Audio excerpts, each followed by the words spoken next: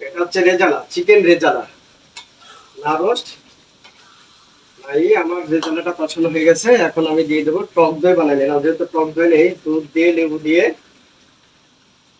টক দই বানিয়ে নিলাম। আর এই সাইডে আছে লাচ্ছা সেমাই।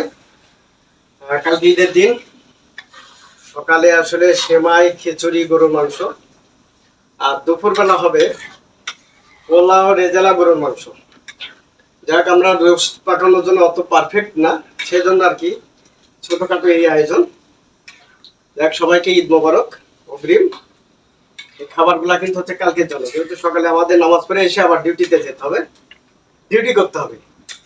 ততক্ষণ পর্যন্ত ভালো থাকবেন, আমাদের জন্য সবাই দোয়া করবেন। আমরা যেহেতু প্রবাসী, আপনারা সবাই জানেন আমরা মালয়েশিয়া প্রবাসী। আপনাদের সাথে আগামীকাল আমাদের ঈদ। সবাইকে ঈদ মোবারক।